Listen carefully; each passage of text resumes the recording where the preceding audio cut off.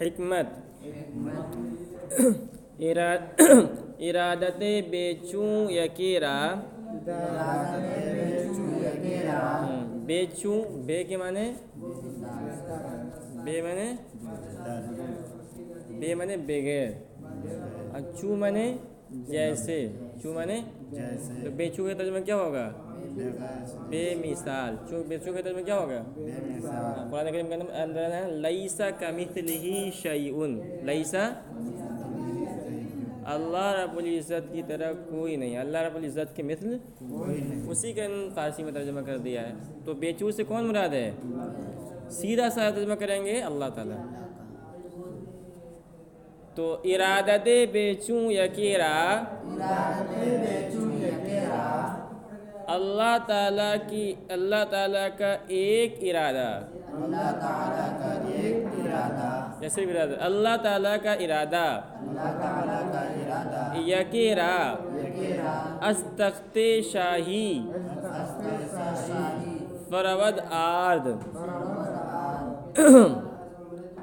ایک آدمی کو تخت شاہی سے نیچے لے آتا ہے اللہ تعالیٰ کی قدرت اتنی بڑی ہے کہ انما امرہ اذا اراد شیئا ان یقول له کن فیکون کہ اللہ تعالیٰ جب کسی چیز کے کرنے کا ارادہ کرتے ہیں تو کہتے ہیں ہو جا بس ہو جاتا ہے لیکن یہ بھی لوگوں کو سمجھانے کے لیے کہ اللہ کن کہتے ہیں لیکن اللہ کو کن کہنے کی ضرورت نہیں پڑتی ہے بس اللہ ارادہ کر لیں کام ہو جائے گا سمجھیے تو اس میں اشارہ ہے کہ واقعی کی طرف اس کی طرف اشارہ ہے ہاں کہتے ہیں کہ حضرت سلیمان علیہ السلام بہت بڑے بادشاہ گزرے ہیں نا میں نے بتایا تھا نا کہ دنیا میں بہت بڑے بڑے 4 بادشاہ گزرے ہیں ایسے تو بہت بڑے بڑے بادشاہ بہت گزرے ہیں لیکن ایسے بادشاہ جنہوں نے پوری دنیا پر حکومت کی ہو ایسے بڑے بڑے بادشاہ کتنے گزرے ہیں کون کون ہیں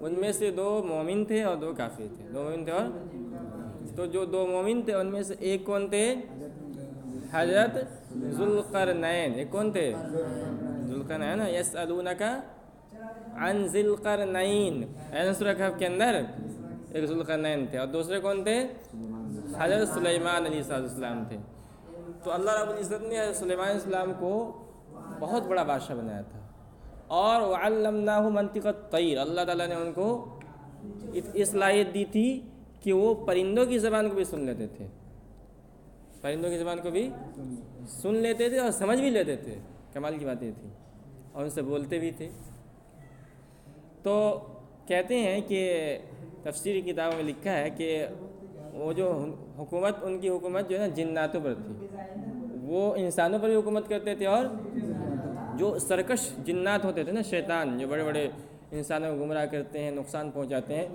اس کو انہوں نے قبضہ میں کر لیا تھا اپنے کنٹرول میں کر لینے کے بعد ان سے جو ہے وہ بڑے بڑے دیگے بنواتے تھے کیا بنواتے تھے دیگے جانتے ہیں اس میں شادی وغیرہ میں جو ہے کھانا وغیرہ بنتا ہے بڑے بڑے دیگے تو چھوٹے چھوٹے ہوتے ہیں بڑے بڑے بہت سارے کام کرواتے تھے لیکن ان کا جو کنٹرول تھا نا وہ ایک انگوٹھی کی وجہ سے تھا کس کی وجہ سے تھا ایک انگوٹھی کی وجہ سے ایک انگوٹھی کے اندر ہوتا تو کہتے ہیں کہ ایک مرتبہ جو ہے وہ ان کو غسل کرنے کے لیے گئے اور انہوں نے انگوٹھی اتار کر اپنے ایک اہلیہ کو دیا اپنی بیوی کے دیا کہ اسکولوں میں نہ آتا ہے اتنے میں ایک سرکش شیطان حضرت سلیمان علیہ السلام کی شکل بنا کر آ گیا اور آ کر جو ہے اس نے انگوٹھی مانگ لی اور اس طرح وہ کیا ہو گیا بادشاہ بن گیا اس لیے کہ ان کا سارا کنٹرول جو تھا اسی انگوٹھی کے تحت تھا تو یہ اللہ تعالیٰ کی طرف سے ایک آزمائش تھی کیا تھے ہے نا قرآن کریم کے اندر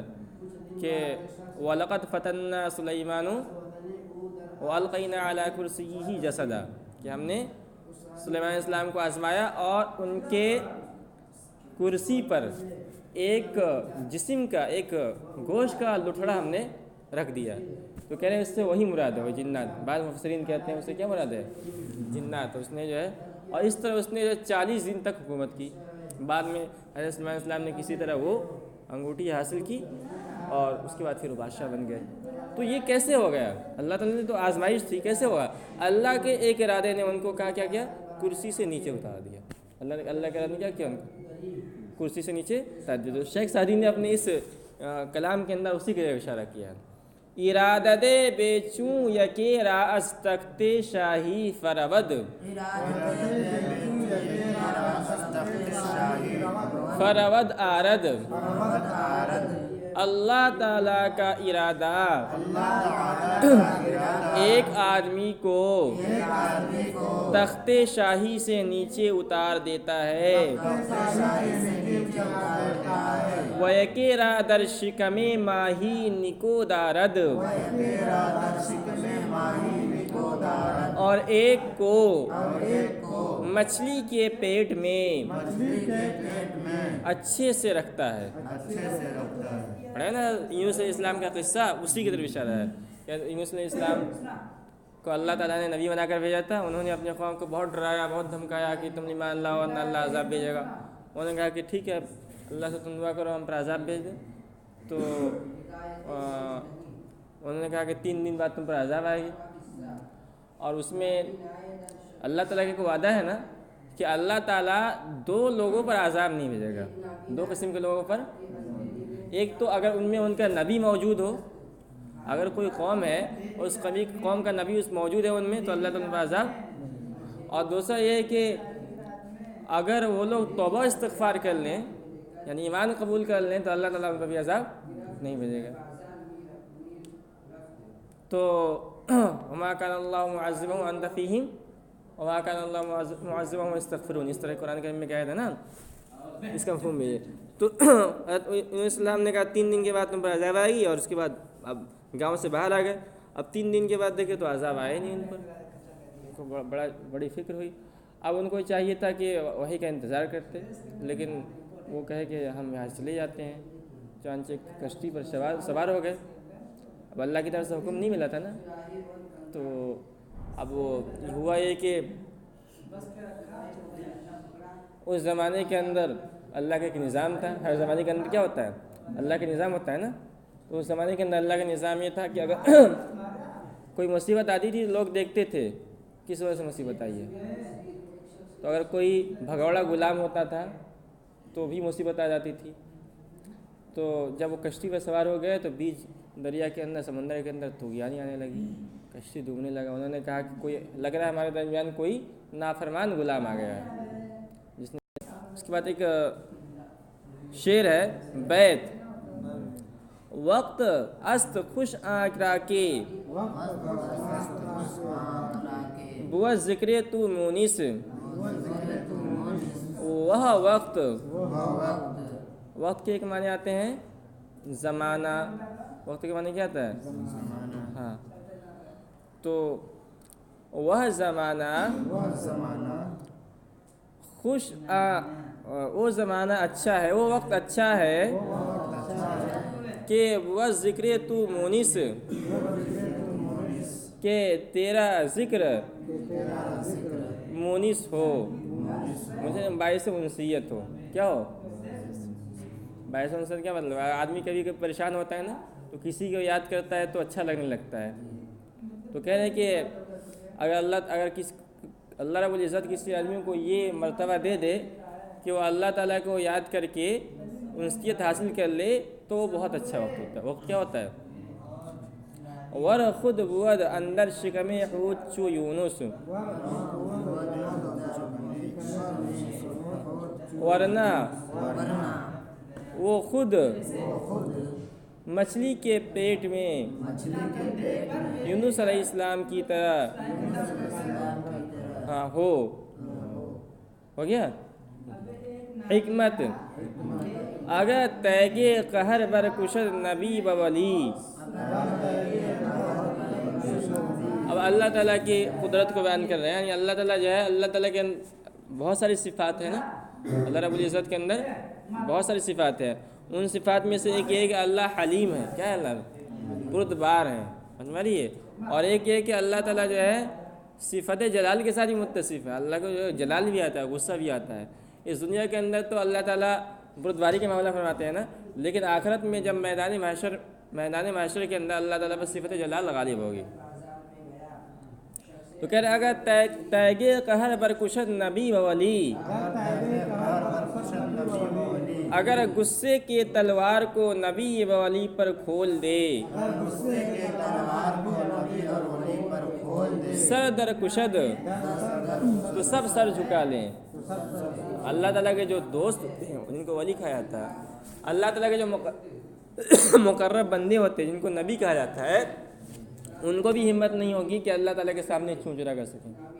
من ذا الذی یشفع عنده الا باذنہ، کوئی سفارش نہیں کر پائے گا اللہ کے پاس اگر اللہ تعالیٰ غصے کے عالم کے اندر۔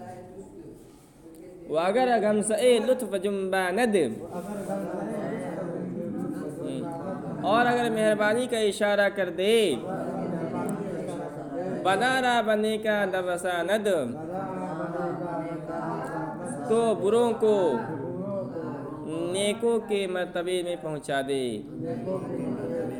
کتنے لوگ ہیں نا جن کی زندگی شراب، کباب اور گناہوں کے درمیان گزر رہی تھی، لیکن اللہ تعالیٰ نے اپنے ایک مہربانی سے ان کو نیکوں کے درجے کو پہنچا دیا۔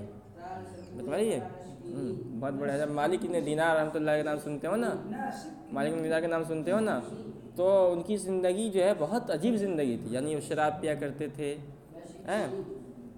اور اسی میں مست رہا کرتے تھے۔ تو ان کی ایک بیٹی تھی، ان کے جن سے وہ بہت محبت کرتے تھے، اور ایک دن جو ہے وہ شراب میں مدہوش تھے، اور شراب میں مدہوش میں ایسی تھے، اور ان کی بیٹی ان کے پاس تھی، تو بیٹی نے داڑھی پکڑ کر جو ہے کہا کہ ابا آپ یہ سب کیوں کرتے ہیں؟ تو اس کے بعد جو ہے انہوں نے کچھ جواب نہیں کیا، اور اس کے بعد سو گئے۔ تو انہوں نے خواب میں دیکھا کہ میدان محشر قائم ہے اور سب لوگ پریشان ہیں، اور وہ بھی جو ہے کھڑے ہیں۔ اچانک انہوں نے دیکھا کہ ایک جو ہے بہت بڑا سانپ اژدہا کالا ان کی طرف دوڑ لگا رہا ہے۔ وہ بھاگنے لگے۔ اچھا، ان کی بیٹی کا انتقال ہو گیا تھا، سمجھیے ان کی بیٹی کا انتقال ہو گیا تھا، اس بیٹی کا انتقال ہو گیا۔ اب وہ بھاگ رہے، سانپ دوڑا رہا۔ اچانک انہوں نے دیکھا سامنے ایک جو ہے بڑے بزرگ آدمی جو ہے سفید لباس کے اندر داڑھی میں جو ہے تو انہوں نے کہا کہ بھائی مجھے بچا دیجیے سانپ سے۔ انہوں نے کہا کہ میرے اندر اتنی طاقت نہیں کہ میں بچا سکوں، سانپ بہت طاقتور ہے۔ وہ بھاگتے رہے، پھر ادھر بھاگ کے پھر ان بزرگ کے پاس آئے کہ بچا لیجیے مجھے۔ انہوں نے کہا کہ میرے اندر اتنی طاقت نہیں، میں بہت کمزور ہوں۔ اچھا تم ایسا کرو کہ تم جو ہے جاؤ پہاڑی کے اس طرف، جو ہے کچھ وہاں لوگوں کی امانتیں، ہو سکتا ہے تمہاری بھی امانت ہو تو بچ جاؤ تم۔ چنانچہ وہ گئے، اور جانے کے بعد وہاں دیکھا کچھ لوگ ہیں، کہا کہ ایسا معاملہ ہے، میں پریشان ہوں، مجھے سانپ دوڑا رہا۔ تو وہاں کا جو وہ تھا آفیسر، اس نے کہا کہ جو ہے ان کا دیکھو، ان کے نام کا کچھ امانت یہاں رکھا ہوا ہے۔ چنانچہ جلدی تلاش کیا گیا تو ایک امانت نکلا ان کو۔ تو یہ خواب میں انہوں نے دیکھا، اور امانت ان کی وہی لڑکی تھی۔ اس لڑکی نے ان کو بچا لیا اس سانپ سے، اور کہا کہ ابا جان جو ہے وہ جو آپ نے سانپ دیکھا تھا نا، وہ آپ کی بدعمالیاں تھیں۔ کیا تھی وہ؟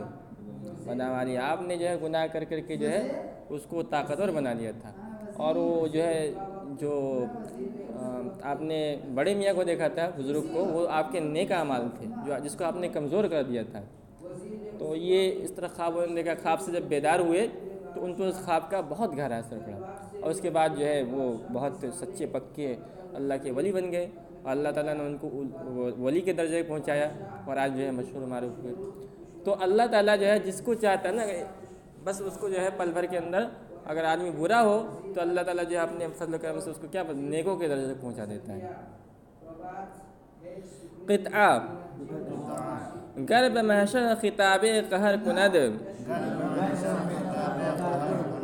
کہنا اگر میدانی محشر میں غصے سے خطاب کرے، انبیاء را چہ جائے معذرت است، تو نبیوں کو بھی معذرت عذر خائی کا جگہ نہ ہو، عذر خائی نہیں کر سکیں۔ اللہ تعالیٰ غصے سے خطاب کرے نا، اس دن اللہ تعالیٰ جو ہے جس کے ساتھ جو ہے مہربانی کا معاملہ کرے نا، تو پاس ہوتا جائے گا، نکلتا جائے گا، اور جس سے پوچھ گچھ شروع ہو جائے گی پھر اس کی خیر نہیں ہے۔ پردہ از روئے لطف گو بردار، کہہ دو، گو ہے نا پہلے کہہ دو کہ لطف کا پردہ اٹھا لے، کہ اشکیا را امید مغفرت است، کہ بدبختوں کو بھی مغفرت کی امید ہے۔ یعنی اللہ تعالیٰ سے کہو کہ جو ہے وہ کیا کریں، لطف و مہربانی کا معاملہ فرمائیں، تاکہ جو گناہ گار لوگ ان کی بخشش ہو جائے۔ سمجھ آ رہی بات؟